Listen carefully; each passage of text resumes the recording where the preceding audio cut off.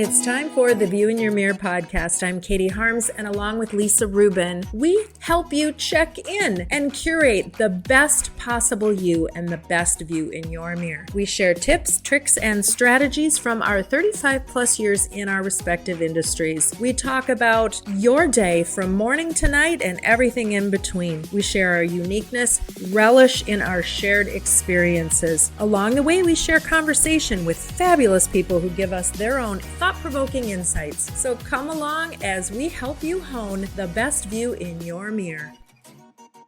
Good morning, Lisa. Katie, have you looked in the mirror yet? Well, I thought I did. And then I put clothes on. So I think that's part of the problem, right? Look Okay, a it's little getting like a better. cockatiel. I look like a cockatiel. You do look like a cockatiel. That's better now. It's Here we better. are. Here we are. Huh. Okay, Well, so I it's two don't need to. hours earlier for me, Katie. Yeah, So I'm impressed. You are full makeup. Your no, hair. I have my sunscreen, tinted sunscreen on.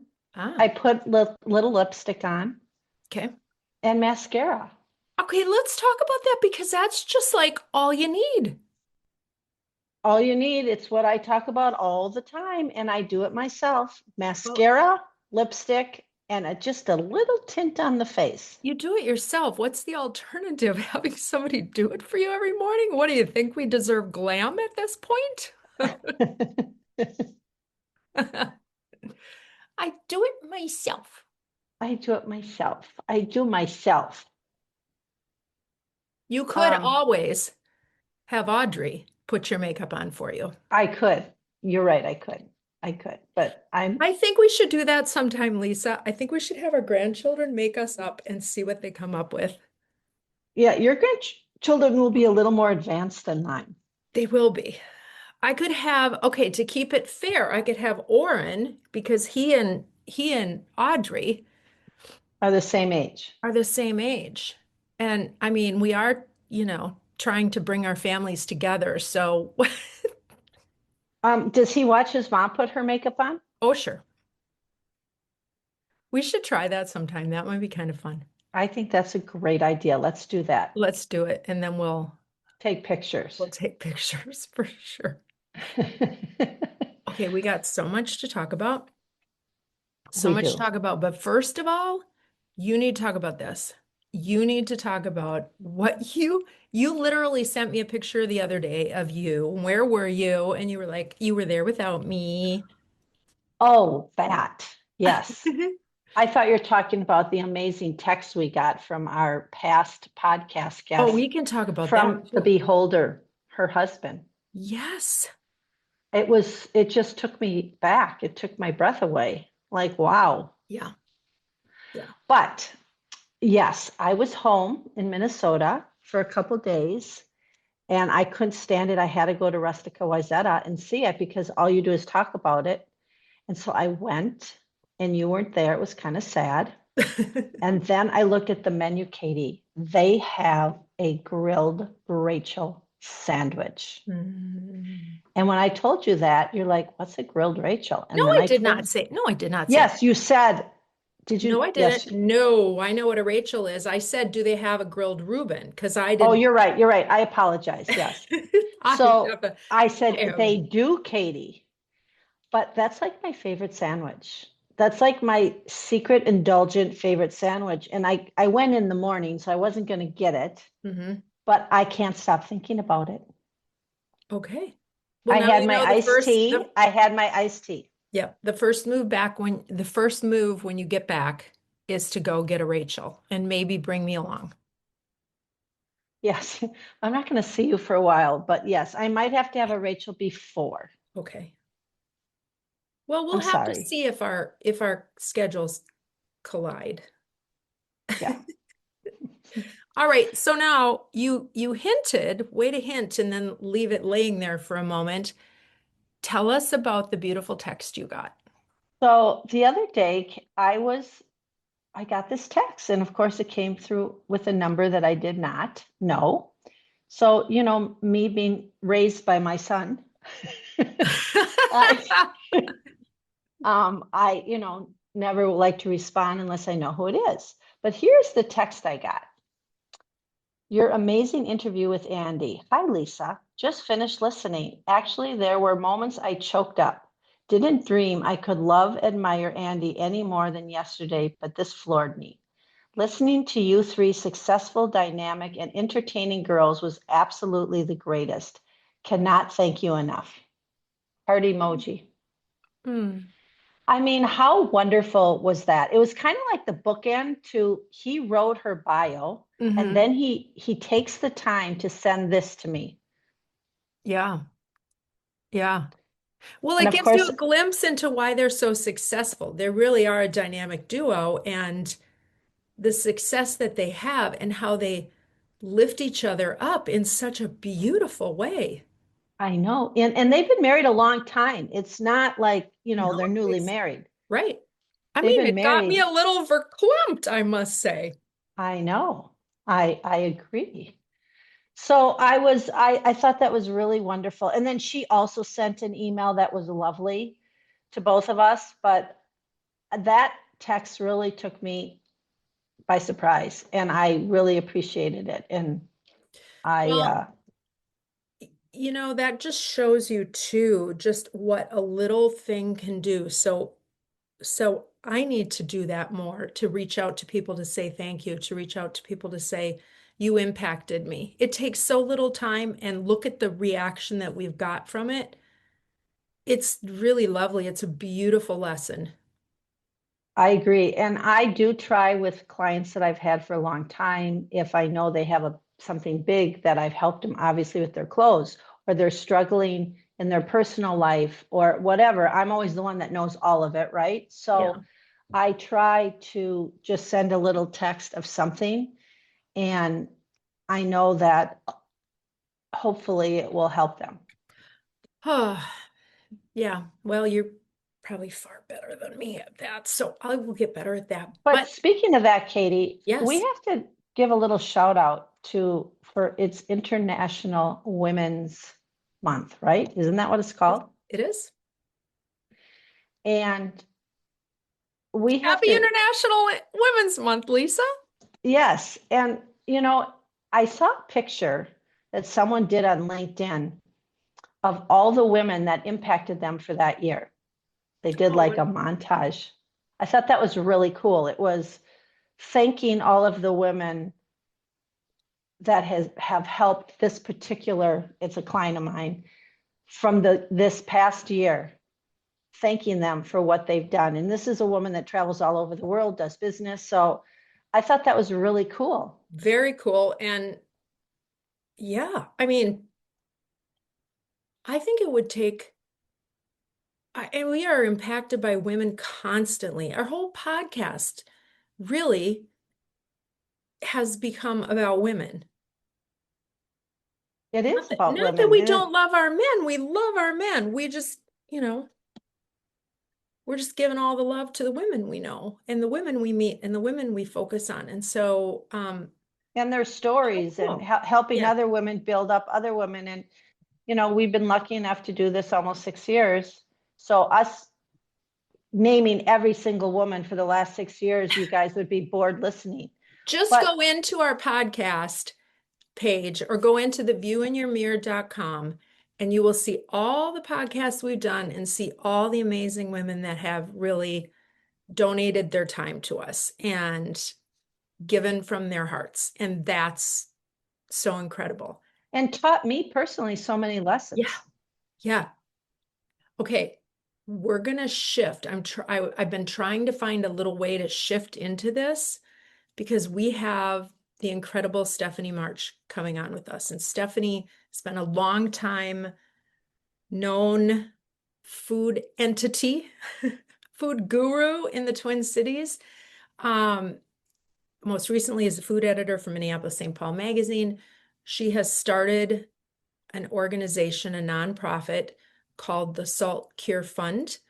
And we'll get into that and learn all about that in a little bit.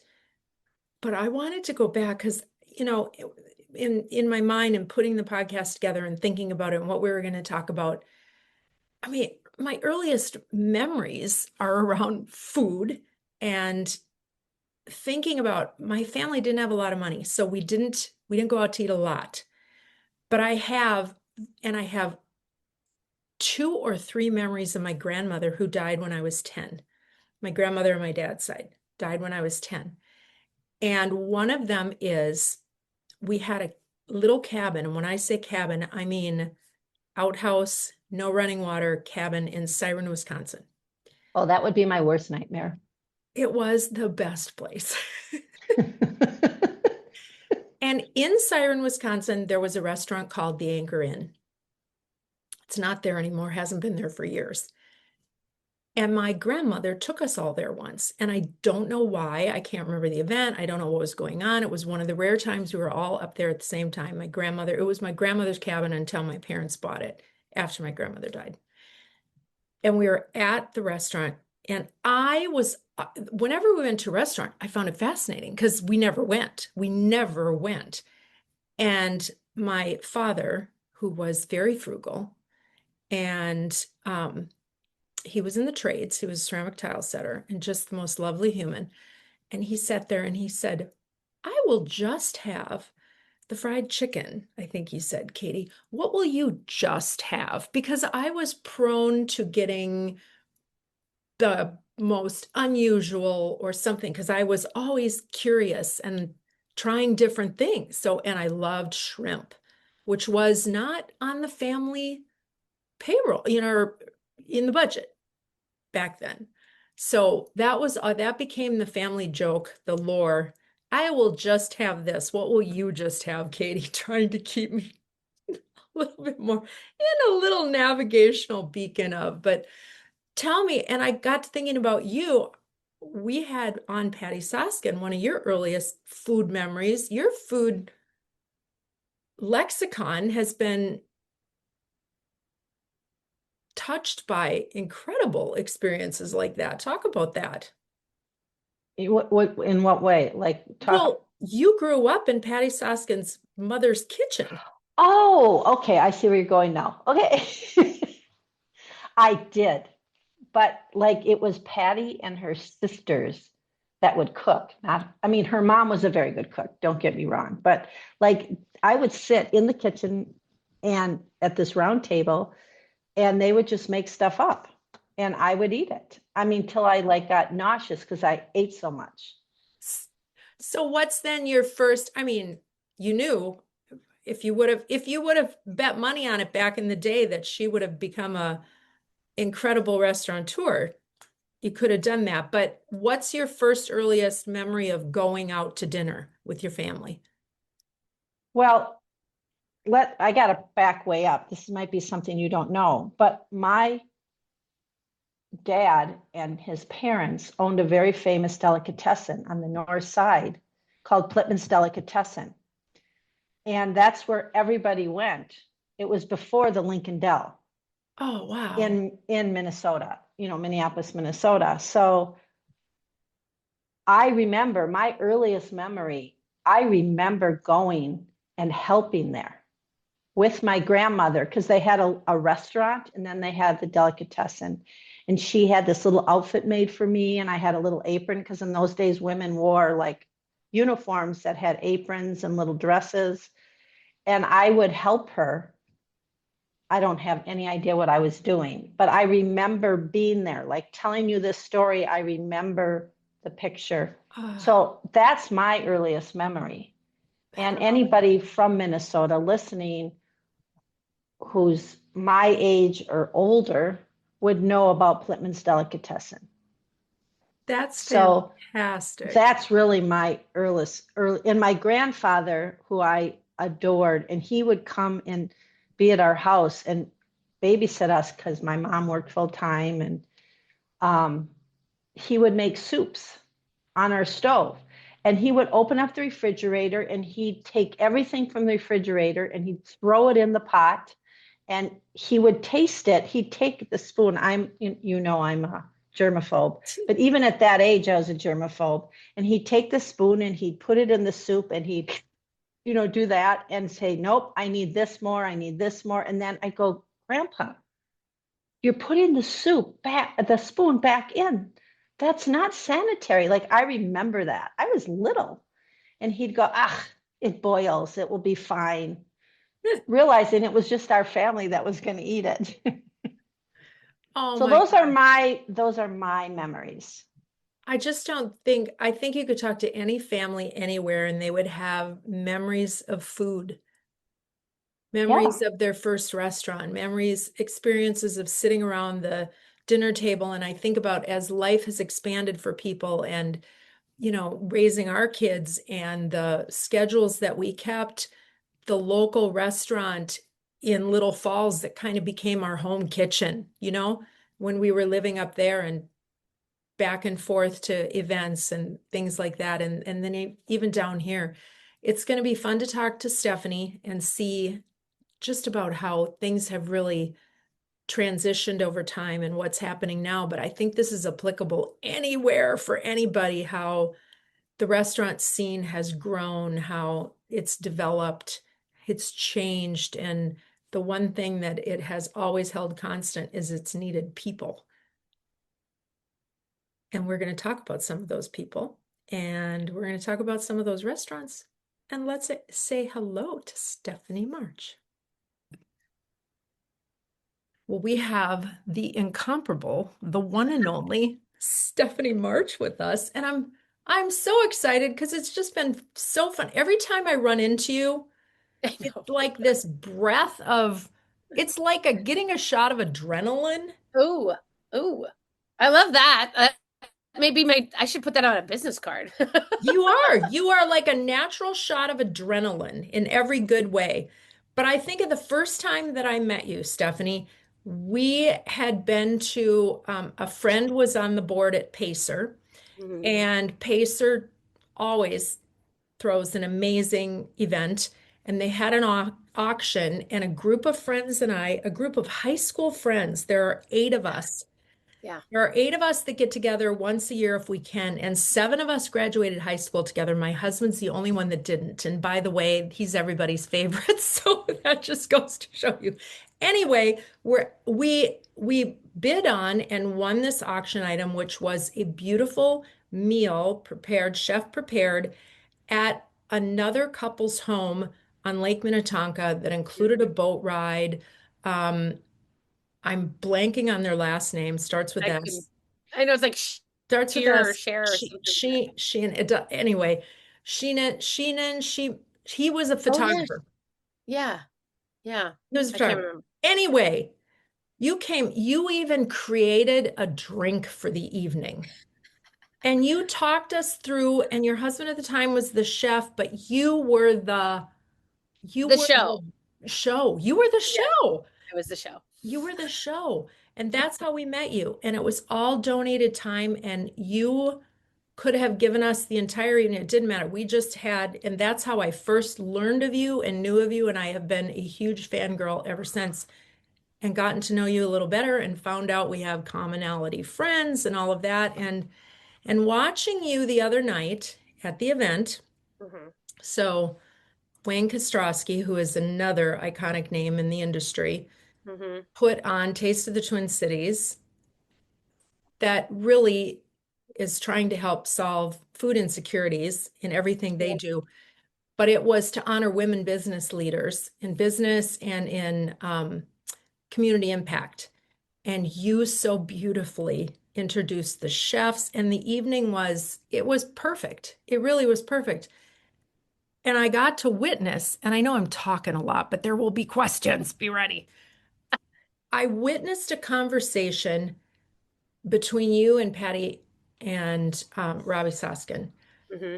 And what was so impactful to me was how it was all about how do we help people. And I thought, here are the Soskins who have what, 5, 6 restaurants in the Twin Cities? I think so. 5 now, 4, 5. Yeah. And when you think about their staff and how impacted their staff has been, Mm-hmm. and all they want to do is help.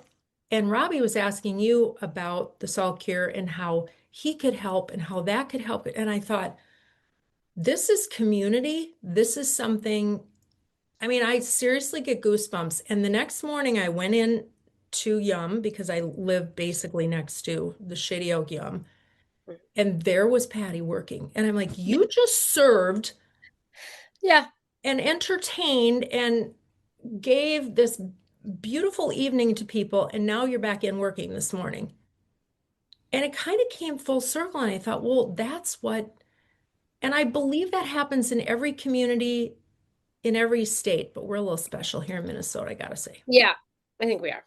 I think we are. So there's not a question in there, but talk to me about the restaurant ecosystem. That's a really big question. I know. I think what you're talking about really and truly is hospitality and what hospitality really means. And I think that we think about it in terms of, we think of restaurants and you think about, going to get your favorite thing to eat or a place that you can gather that is, it has all the right ambiances for your crew, or, you find a place that you go to every year for your anniversary because it means something to you. And all of those are restaurants, but the true thing that draws you is the hospitality. And that is that's how restaurants fit into people's lives in a way that I always say, like dry cleaners, or, like the next time a liquor store closes, you don't really get that same sort of like emotional, we don't get like RIP, articles written in magazines and newspapers about, when I always say dry cleaners, when they close, or, like a hardware store, that kind of thing. And I'm not to say that those small businesses aren't important in people's lives. They are, and they're important to the people. But for some reason, restaurants connect to us on a very emotional level. And I think that has to be respected, because that is why when we saw in 2020, we saw COVID shut down that industry as a whole. It took it completely out and stopped it. And that was maybe the first time I think we all realized, wait a minute, what do we do without restaurants? Like, how does this work? And we saw like a very significant piece of our life maybe disappearing. And that was an impetus across the country to act, and to try to save. And so that's why the gift cards and the takeout and all that stuff happened. And it just sort of proved to everybody, I think, that restaurants have an emotional place in our lives, and that is a give and take, that we have to show hospitality back in order to get the hospitality, from the restaurants. And the other side of it is that I don't think people really realize that the restaurant industry is the second largest employer, or the hospitality industry is the second largest employer in the entire country. The first is the government, and actually medical has eked up there, but then hospitality or service, and that goes to, anybody from your server to your chef, but also to the people in the hotel, to people who are like serving you at the baseball stadium when they're counter service places. It's service industry like this in hospitality is a massive employer. So most of the time you have known someone who has been in the industry at some point in their lives. And so then we have this sort of thread through the community that I think really unites everybody, and it ties us all together, because it's also these places where we meet, where we gather, where we have community. Those are those third places that we are craving in this increasingly digital world. They are tactile. You can do AI for very many things. You cannot AI a cheeseburger in your face, and that is like, that's one of those things that I think is an enduring quality that we need to look forward and we need to protect. And so that's what we're really focused on. That's why I love this industry. And you said something which I think is so true. You can just use the word comfort food, but the industry itself is where your comfort is. It's like when you're going on vacation and you want to go to the same hotel, it's comfort for you, right? It's their hospitality that they give you back that makes you feel good. It might not necessarily be about the actual food, but it's right. The place, it's the people, it's the acknowledgement of just saying hello. How are you? And then I think that, and like I was saying, increasingly in this digital space, we're getting to that place where even just that little one touch of humanity, somebody filling your water glass, somebody walking by and saying, how are you? How are things? Or even just, having someone smile at you as they're taking your order. Those small acts of humanity can be really revelatory for people who maybe don't even realize that they're spending their entire day, sucked into a place that is sort of feeding them ideas or thoughts or news that is far away from them, so that then they need a touch point. And maybe, like for me, I live alone. My kids are all flown. And so I often spend a day here in this little weird office space, and I'm on the computer and I'm doing phone calls or I'm doing things. And then I realize I have to get out into the community and do something. So either I go for a walk, but I go to the club, or I go to a restaurant. And even just sitting at Punch Pizza, I don't have to talk to anybody. I'm just sitting at Punch Pizza, and like the sound of humanity around me, and watching humans like sitting at their table with their kids or having a date, all this kind of stuff, that is the thing that feeds me. I mean, I'm an extrovert, and I need that sort of energy kind of flow. And I find that I seek it more and more by going and sitting at and I sit at a bar. I don't always have a drink, but I like to sit at the bar and have that connective tissue. I think truly restaurants build community. Mm-hmm. I think about, we are sponsored by Rustica Bakery, Jester Concepts. Brent Frederick does it so beautifully. And there are so many others, right, that do it within the Twin Cities community, but in every community. I think about Lisa's son lives in Chicago, and Lisa can tell you all the great places you got to go in Chicago, because she's also in and out of Chicago for business. New York has it. The neighborhoods have it. And I think we take it for granted. And think about all the family things that have happened at restaurants, and think about the businesses. I asked Patty Soskin the other day, do you ever wonder how many deals have been done at these tables? Yeah, right. Consider that. I mean, and like the idea that we were at a function that was a charity-led function, and we had restaurants there like feeding people and then sampling things. And then you have, every gala. And I made that charge out to everybody, because I believe that, those galas that are support. I mean, I'm going to one this week for the American Cancer Society, and they asked restaurants to participate because they understand that is how you get people to feel comfortable. And that is, of course, a great way to get their money for giving. But it's also giving them that hospitality so that they feel like welcomed and comfortable and good about the world. What can you even imagine what that looks like without restaurants? I don't think it works. No, but on the other side of that, think about this, especially now when we're pushed, when these restaurants, particularly in Minneapolis, the whole country knows what's gone on in Minneapolis. And we don't talk politics, but we talk people. And we can't negate the fact, and we try to be humorous, and and there are some things that just right, and there are lots of funny stories, I'm sure, that we can find. But the reality is, this industry has been hit hard. And yet, can you think of any other industry that continues to be asked for donations, asked for, how many kids fundraisers are going on for schools that the restaurants are hit? And they continue to say yes.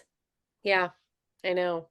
And it's one of those things that is, it is because they are part of a community, and they know that they align with their customers and their guests the same way that, these people are. I mean, St. Louis Park, I just got the door knock the other day for the kids, selling like the little coupon books with to support whatever team it was. I don't know who it is.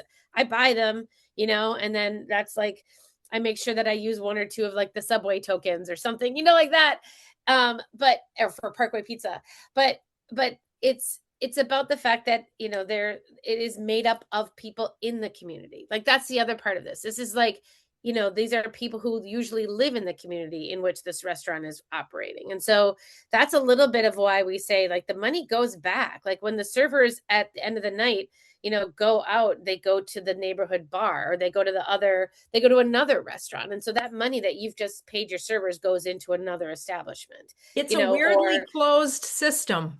It's super tight. I mean, like when we say support local, that's what we're talking about, right? But like we think about these small independent restaurants, and you've got to remember that they're also then usually buying food from local farms or local purveyors. Their coffee guy is the guy down the street, in the next community over. They're buying, their wine merchants are like these guys, like the Libation Project, like they are a couple of guys who set up an import business and they're supporting them. And then those guys then raise money by packing food for families. Like it is this is a huge piece of why, and I'm not saying anything against like, go ahead and go to McDonald's and get your whatever you need to do. But if you're choosing a locally owned burger shop, over those kind of things, that is an investment in your own community. It is, Very it true. is quite the ecosystem when Yeah. you think about it. It really is. I was in Hopkins not long ago. I went to Stages Theater where they brought to life Giraffes Can't Dance. It was fantastic. It was so cute. And I was with my two grandsons, which made it even more special. And afterwards, we ran across the street to get lunch. And there was a woman who let us in the door. And it was a Mexican restaurant. Nachos. Yeah. Mm-hmm. And I noticed this woman, she greeted us and she let us in the door, and we had the most fantastic restaurant meal. And as I was leaving, I said, are you volunteering to be here? She was making sure that customers came in the door, and she was sitting in scrubs, working on a computer, sitting at a table. And I said, is there an organization that is doing this? She said, no, it's just the neighbors got together and put together this group of people because we love this restaurant and they're part of our community. And it actually makes me really choked up to even tell that story, because I thought how sad that this is 2026 and this is what our people who have been in these communities are experiencing. Yeah. We don't, and here's, I've been sort of like relaying these stories a little bit, but the truth is that we don't really even know what kind of traumas that these people are going to have to, deal with. It's going to come later, and it's going to be a little PTSD. There's a well-known photographer who was here in January and then he's been out, and he finally published a piece in one of the national pubs and saying that his PTSD, showed up really early on this one. For January 6th, when he was photographing that, it was like, it showed up way later. But this one, it showed up so fast because it's about people. It's about, he's seeing it in other people. He's seeing like people's traumas and then them putting them away because they have work to do. And I was really struck by that as someone who from outside was sort of cataloging us and what we were doing. And I think about it in terms of these, like, these servers who had to, maybe they're not at risk. Maybe it was someone who was never going to get captured. But yet they saw their coworkers and they were running around the streets and like trying to alert people to what was happening. And they were shutting the doors and they were holding things and they were, not knowing if their kitchen crew was going to be there the next day to even cook for them so that they could have a job or their ownership. And then at the same time, you have people who are saying, oh, it's not that big of a deal. You're never going to get taken. And so then you have the trauma, that whole thing of trying to figure out what that looks like and how to reconcile that. At the same time, you have to be a hospitalitarian. You have to say, would you like some fries with your sandwich? Would you like, how could I help you? They're also then giving of themselves in a way that is required of the job, which is to put yourself second to your guests' needs, which is a gift, which is a total and utter gift that those people give to us. And we then have to reconcile all of that in one moment, in one season, in 1 month. And all of a sudden everybody else is like, okay, we're on to patio season. And then everything's fine. Like everything's fine. We're good. Let's keep going. I'm very worried about these people and what they're going to have to deal with in the next couple months as far as trauma. Well, and what is going to be their ability to financially continue on? I think about, let's face it, usually serving staff in a lot of restaurants are, they're really trying to get by. They're at different points in their life. They're in college, they're, have young families and the hours work for them to work around other jobs and things like that. And this was the conversation taking a little further to what you and Robbie and Patty were talking about too, is they have been having to drive people, get people rides to get to work in order to be able to staff your restaurant, right? So if you think about that, so now you're doing that. And if they can't get people to work, then the people that are working, you're paying overtime to, because so the economic impact, I guess, is really talking about this that we cannot negate. That's very real. Yeah. Yeah. No, it's beyond. I think what people don't understand too is that the costs of that. Like there's a couple different costs, right? I mean, there's the mental load of being an owner who then I spoke to ownership who, they were all of a sudden they were up at 6 a.m, 5 a.m, so they could pick up their crew in order to get them to the restaurant where they felt safer than at home. And then they had to drive people home in the middle of the day, pick up the next crew, and then they had to wait until the end of the day while the closing shift was closing and doing all the the cleanup and everything else, and then drive them home, those people home that night. Some of them were like, I haven't seen my kid in like weeks, because all I do is I drive. But then on top of that, you also then have to figure out how to keep the place open and how to keep morale up and how to pay the bills when there's a 60% drop in dinership during the week.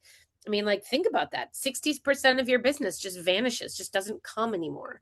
And then you're worrying about your employees, you're worrying about your teams, you're worrying about like where the militarized action is happening. Is it in that neighborhood? Is it coming? Should we be watching it? How do you keep tabs on all of that, plus your costs, plus everything else? And then you're also paying for gas. And then you're paying for your people's, you have a grocery store. You establish a grocery store in your basement so that because your employees who you are driving to and from work, they say, I can't go to the grocery store. So if someone can bring it here, then I can feed my family.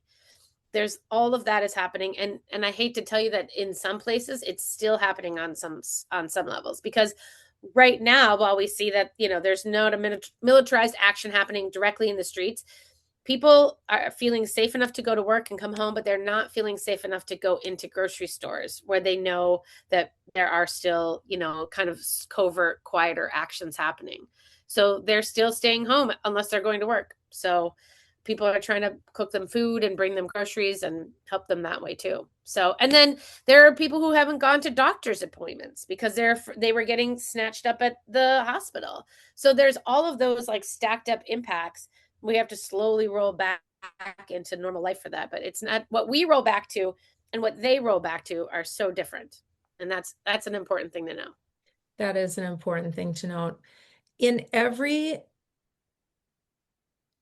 difficult time through history, there have always been those who have worked to make improvements and found ways to help. And you are doing that.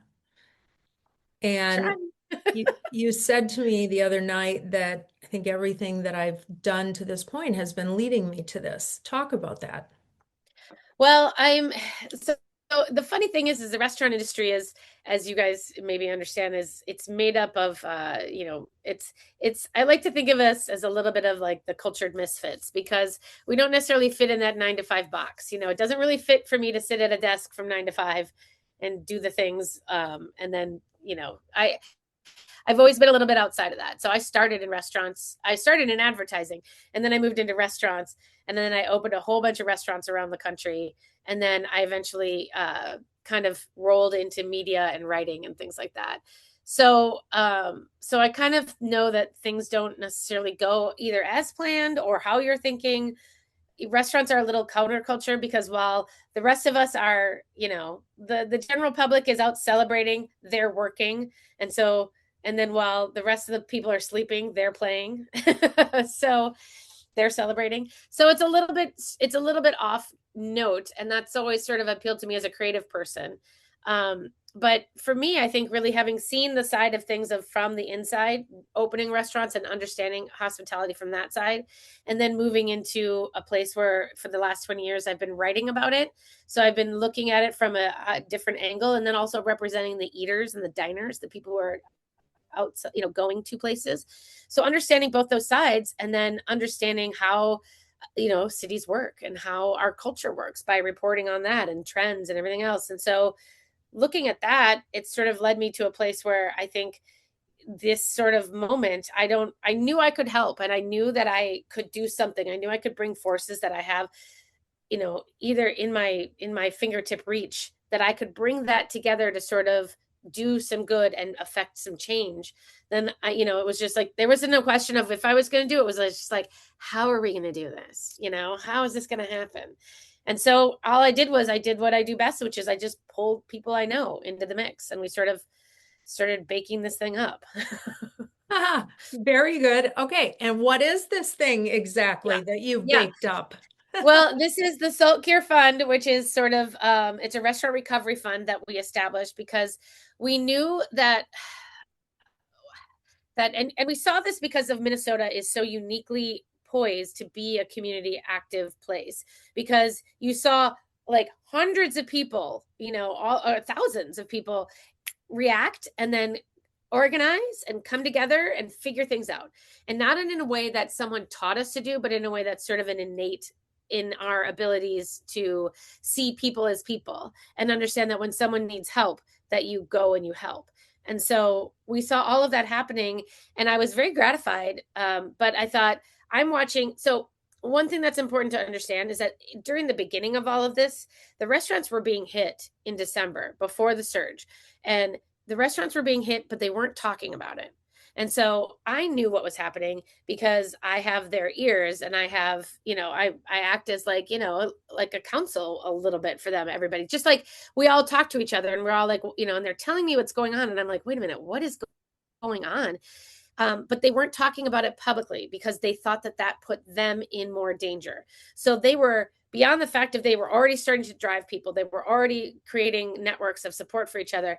This was happening quietly without anybody else knowing about it because they were worried that would put them on a radar, and it did. And so what happened is when the surge hit in early January, and the numbers went from 1,000 to 3,000 or whatever they did, and it became just a crazy action. They were already like hunkering down and staying quiet. And so because of that, all of the community aid was going to people, but nobody was recognizing them for what they were doing because nobody knew what they were doing. And so that was that part that I was like, how do I do this quietly? How do I raise money for these people, or take all of this goodwill that's coming from all around the country? Everybody's saying, how do we help? Who do we throw money to? Tell me a restaurant that needs help. And I'm like, it's not a restaurant, it's the restaurants. It's everybody. Even if they're not talking about it, they're going through this. And so that became a place of like, can I create a hub so that we can take donations, we can take goodwill and take community aid, and then put it into one space, and then filter it out to the people who maybe A, don't have a platform to collect money, or B, are too terrified to put their name out there, so that because they are afraid that they're going to get hit. So that became what the Salt Cure was about, because it was about preservation. It was about the idea that maybe we can save the community that's actively out there doing the work to save the community, because they were a part of that. They were, not only were they shuttling people and creating grocery stores, but they were then also acting as donation hubs. And they were hosting dinners that people were coming to for support. They were acting as gathering places. And as we saw after the Alex Preddy situation, the murder, that they acted as shelters for people from tear gas. They stopped selling. They didn't sell food that day. They just offered spaces for people to be. And so that became a place where I was like, how are we not protecting the businesses that are doing this? And so that's why I thought the Salt Cure could be a place that we created for those businesses, to show them that A, we saw them, and B, we wanted them to be around for all of us to have this, for these places, so they could be the anchors of the community. But we have to then also anchor them in our community by supporting them. So that's what we've done, is we've raised over $1 million, which is just shocking as all get out. And then we opened applications up for small businesses to apply. And then we're just going through. And then what we're doing is we're offering them grants, free money to use operationally, whether it's to pay payroll, to stock up inventory, which has, gone away, which has to pay their leases and their rents, utilities, all those costs keep rolling no matter if there's an occupation or not, shockingly. So that's where we are. So we're in a point where we're starting to award our first recipients. Of course, the issue is of that we raised $1 million, but we had 400 people apply for aid to the tune of $4 million. So we're going to continue to fundraise, and we're going to hopefully then be able to keep funding. Wow. Wow. Amazing. I mean, truly amazing. $1 million in a short amount of time, and obviously much more needed, which hopefully our people can get on board. And this is something I'm, I think about, this could be replicated. I hope it doesn't ever need to be replicated in any other place. But what you're doing is you're giving people hope that there is hope. Yeah. And that is, the restaurants, like I said, had been so quiet for so long doing this that they sort of felt really alone, and they really felt like nobody was seeing what they were doing.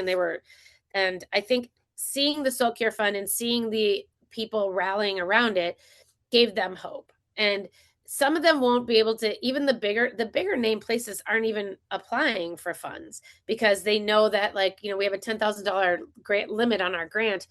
That's not going to fix when you've lost $150,000 in 1 month. And so in their mind, what they see as, let's let the funding go to the smaller guys, which for whom 10,000 could be a game changer and keep them around. And those guys are saying instead, let's act as a community support for each other. And so if we're doing dinners with the Soul Cure Fund, they're doing all these wonderful collaborations, then that brings people to their restaurant. And then that is helping them recover from this. Is like, if we can just get sales back up to a certain space and then continue to push forward in this, then they're going to be aided in that way.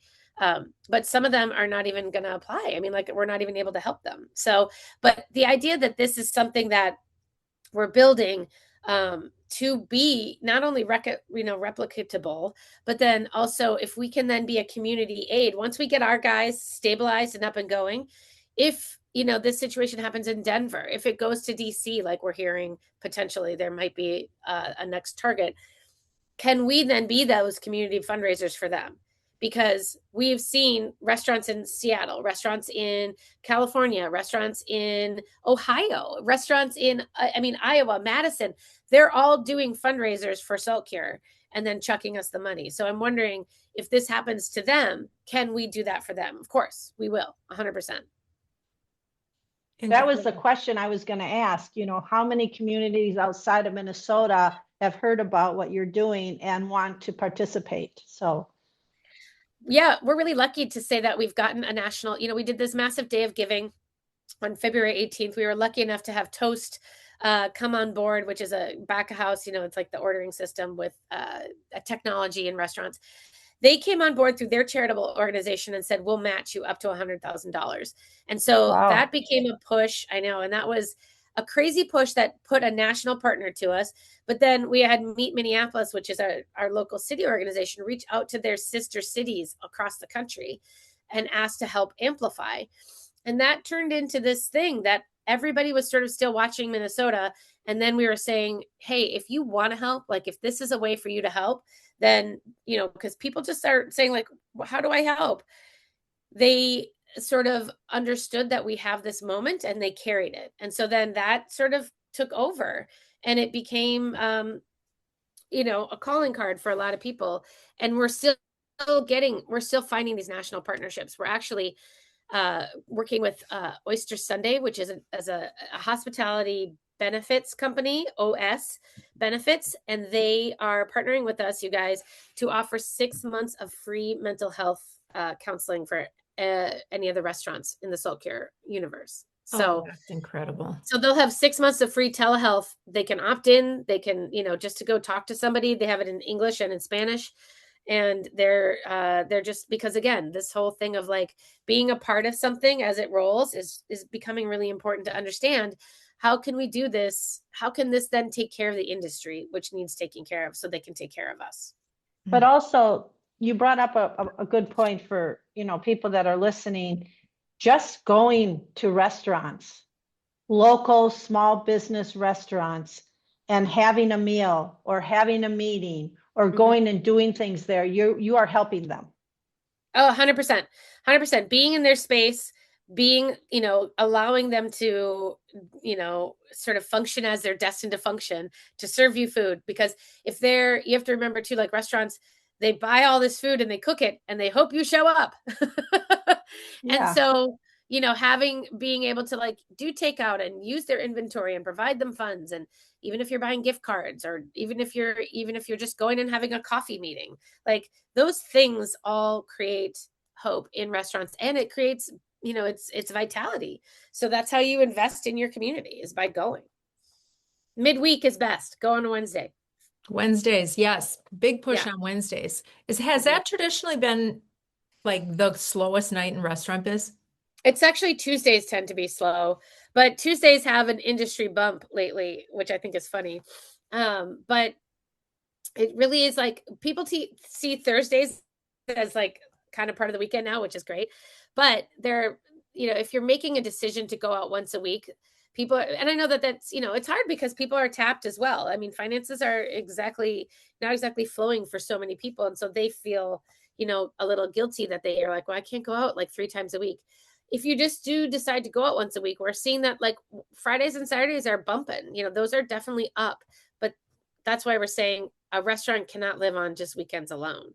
So if you can take your Friday night and maybe do it even on Thursday, if you can do it on a Wednesday or Tuesday, amazing. But Wednesdays are kind of those big, like the big push that I think people are trying to make. Wait, but we're excluding Monday. What's Monday? Mondays are often, I know I'm with you on a Monday. I love them. I hate cooking on a Monday. I feel like I batch cook on Sundays. And then I feel like, well, I'm going to get a pizza or something. But I also feel like Mondays, a lot of places are closed. So they kind of, I know. And I think if I were running the world, if you were running the world, oh my God, God help us. I would say restaurants should be closed on Tuesdays. Monday becomes part of the weekend, because a lot of times if I used to see this up in the resort area, and we had our little cabin in Siren, Wisconsin, and I got to know the woman who owned Perry's Supper Club, the family who owned Perry's Supper Club, and Bud Perry was the owner. And this was when I was in high school, and I would hang around with them, and he closed on Tuesdays. Yeah. And on Tuesday night, he would drive around to all the different supper clubs in the areas, and Shell Lake and all around in that whole area, and go to a different restaurant. He knew everybody up there. And he said, I don't understand why people are not closed Tuesday nights. Monday night, there's so many people who are still going back from the cabin. They extend their trips, that whatever. So to me, Tuesday night should be the restaurant night close. Yeah. Now you say Tuesday nights have been getting very busy. But anyway, I mean, Tuesday night has like a hospitality side to it. Like the industry kids tend to go out on Tuesday night. So you get this little like cool bump, kind of, it's funny. Very neat. Very neat. Okay. A couple of things we inquiring minds want to know. What is Giant Baby doing? Right. Giant Baby, who's internet famous because I have actually made him that way.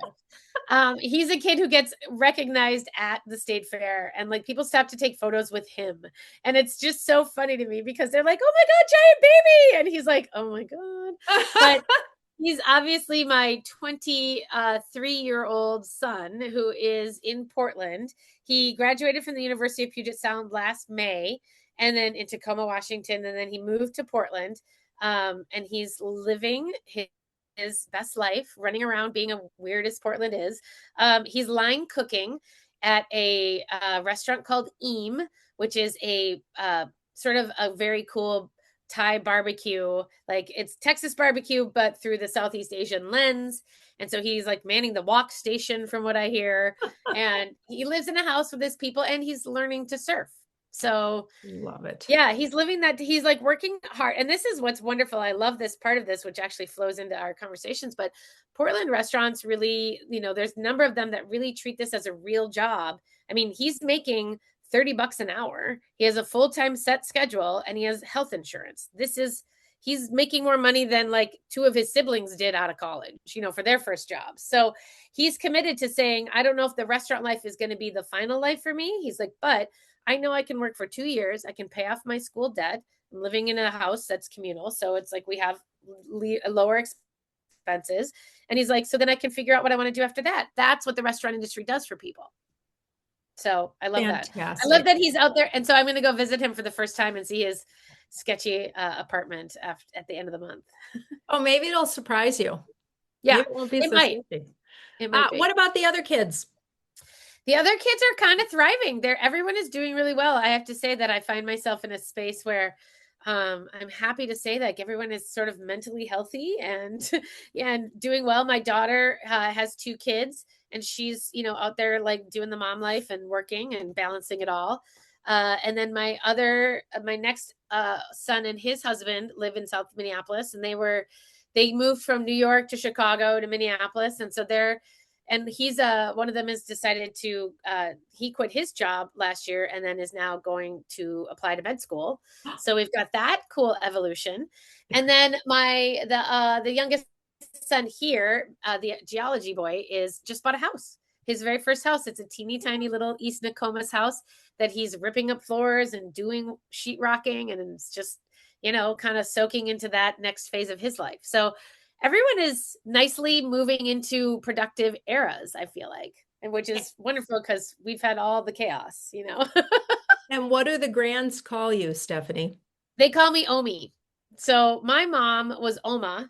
And so because she was still alive when the first one was born, we decided that I'm Omi, which is great because they go, hey, Omi, hey, Omi, hey, Omi. And it's just kind of this really funny little cadence. And so I'm like thrilled by them. And we have a great time, and I'm going to go over and like have movie night. We're going to go watch Moana, and, we just like hang out. It's low stakes. You know what I mean? There doesn't have to be any major, I'm not a big holidays person, honestly. And I don't know if that's because in the industry, you usually work holidays, and so they become less important, but, I'd rather have like a Friday night in the middle of March and have that be like a big celebration than to worry so much about, who's got what holiday when, and, who's allotted who. We can give you 5 minutes because we've also got to go to these in-laws, or we've got to go to this person's. And it's like, I'd rather have that Friday night in March, I think. That's one of the greatest gifts that I think my mother ever gave me when we were getting married and having kids. And she said, December 25th is just a day on the calendar. So we'll celebrate anything, anytime. You go be with the other family if you need to, but don't do the trying to make this work, trying to make that work. It all works. It all works. Eventually. It all works eventually. So that's a huge gift. What are you doing? What do you do for downtime?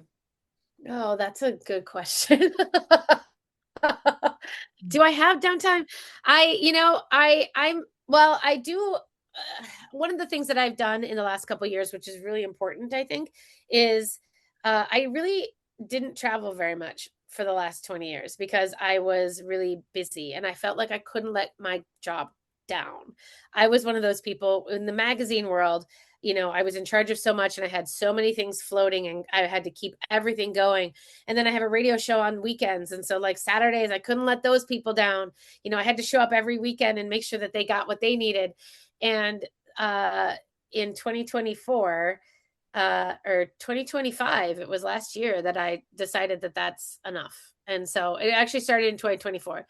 It started when my mom passed in 2023, and then it took a while to kind of really manifest. But I'm just traveling. I'm just going whenever I can. I'm going. And so in the past years, I've been to, and I'm leading trips, which is wonderful. Yes. It's like I'm taking people with me. So been to Laos, I've been to Japan, did the Amalfi Coast, I was in Provence with a friend for 2 weeks last summer. I did, we popped, I just was in Ireland and all these kind of things, which are, I went when the kid was in London, I went with Giant Baby to London for a week. So it's for me, it's about being able to take off and to go do the things that I didn't allow myself to do. And so to me, those are the times that I'm finding regeneration of spirit, and I'm finding I think that when you travel, you see what other side of life is possible. I got very trapped in my life, and I was on that rut. And then the minute I broke away from it and I started to travel again, I really understood. You see another side of your own life, and it's just like through other people, the way that they live and the way that they have hospitality for each other or for themselves. But I mean, it's just that idea of being a part of a bigger world, and I think that is really helpful for all of us, because again, I find myself getting trapped in a little black box often. It's interesting because I feel as people age, right, which we are all doing, but as I'm watching people within my lexicon of age in the 60s and above, you either become more outward or inward. You either start to look for new things and explore and discover, or a lot of people are becoming a little more Yeah. between navigational beacons, which is very interesting to see. So bravo to you. Lisa turned me on to something, and I know you live over by St. Louis Park. She turned me on to something, and they have become one of our sponsors, Beam Light Spa. I'm thinking about you for downtime. Oh, I So love that. Beam Light Sauna is real close to you, and they are offering a special for our View in the Mirror people.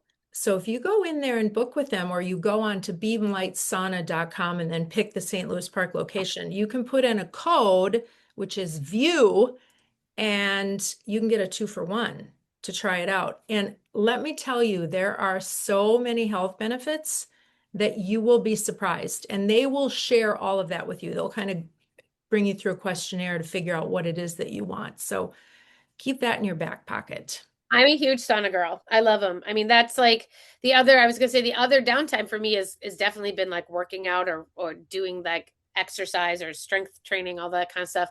And part of it is because I always want a sauna at the end of it. I literally work out so that I can go into the sauna afterwards. So that actually is pretty great. Perfect, perfect. Lisa, you get the Yes. last question. I get the last question. Well, I was thinking about that, Katie. And I was going to ask Stephanie what she thinks her superpower is, but I mean, we kind of know what her superpower is. But Stephanie, what do you think your superpower is? Oh, I think that I have this really strange ability to let the past go and live in the moment. And that is a huge that's I have lived through a whole bunch of yuck, and in order to be able to still be this person and still bring the joy and still see, a sunset that like blows my mind, and finding those moments of joy in life, and then bringing that to other people is sort of one of the things that in sort of the macro, I would say, that is like finding the good and focusing on the good and then bringing the good, because it is an active. I always say gratitude is a verb. And that's like a thing that I instill, that it isn't enough to just say thank you. It's you have to reinvest that thank you in everything. So I bring it back. I think I've been really lucky in this life, and I feel like I've lived through a lot of yuck, but that doesn't mean I haven't been lucky. So everything that, like, again, everything that builds you brings you here. And so I've been built by everything, and I'm just going to keep trucking it forward. Okay, that was a fantastic answer. That wasn't what I was expecting, and I love it. I was going to say, what do you think my superpower is? What would you say? That you understand and know and love people. Oh, that is true. I really do. And mine was that you have this ability to bring people together for good. Yeah. I mean, I think that's all in one answer, just truthfully in one big clump. But because I do think that there are times where I look around and I feel like, God, just like people are like really great. Like you really can find the good in people. And when everyone's telling us to hate each other, I don't buy it.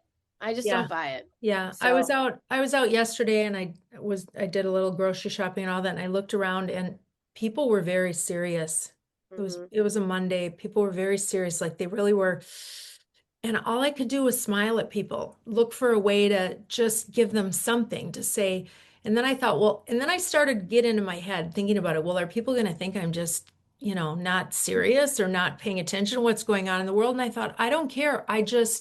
If I can give somebody a kind look or, hey, Yeah. nice outfit, or I love your hat or something.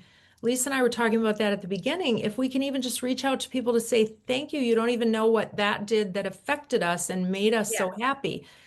Those are the things, there's so much we can't control. Attitude and effort we can control, but being able to reach out, we can control how we reach out to people. And you do that so beautifully. If people want to donate to the Salt Cure Yeah. Fund, how do they do that?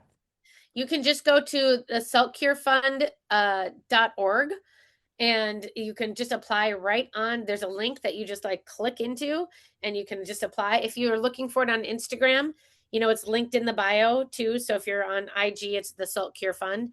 And then, and it's the link in bio if you want to follow it that way.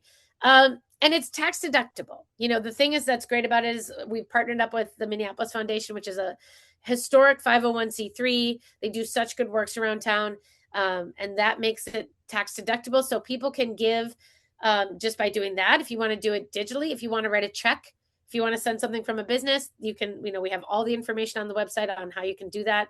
People have given to us from their donor advised funds, from their family foundations, all these sorts of things. So we've been happy to receive funds however we can. Also, if you go to some of your restaurants, your smaller restaurants that are using Toast when you do your ordering, if you're doing online ordering, they have a little mechanism where you can then you can ask to round up, and some of them have chosen to use the Salt Cure Fund as an action to round up. So That's every little bit helps.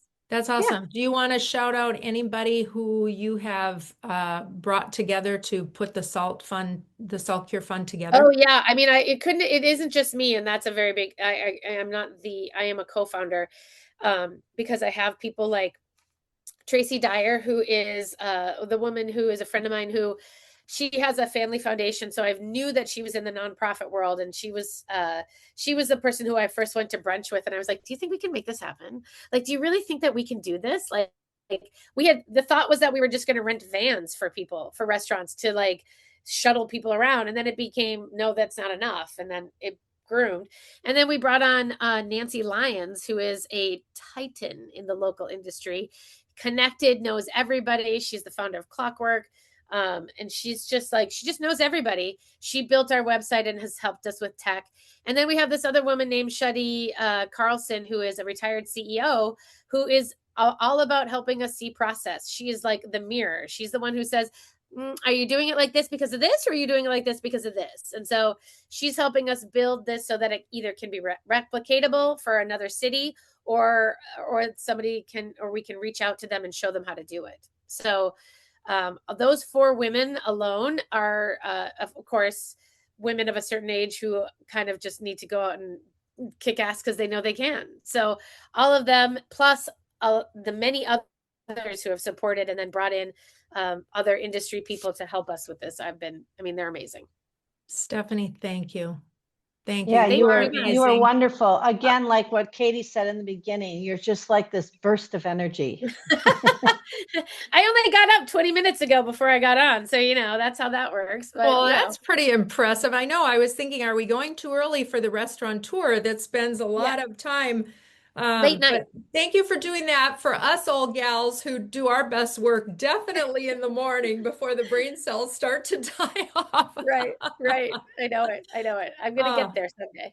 Well, I tell you what, when you wake up every day and you look in your mirror and you have that incredible infectious smile, I hope you give it to yourself. I hope you know just how incredible you are. I think you do. And thank you for giving it and showing it. That's what we want for everyone, to be able to look in their mirror and say, I am the best version of myself. We want people to know that we love doing this because of people like you that we get to bring forward and talk to. And if you want any more information from you, if people want to get a hold of you, how do they do that?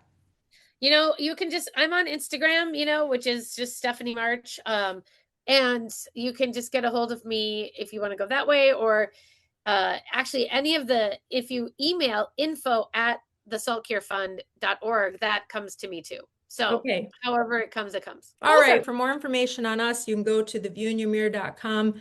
But until next time, go do good. Go to the saltcurefund.org. Yep. And give, and make sure you dine out. Yes, dine out. Thank Definitely. you, Stephanie. Thanks, you guys.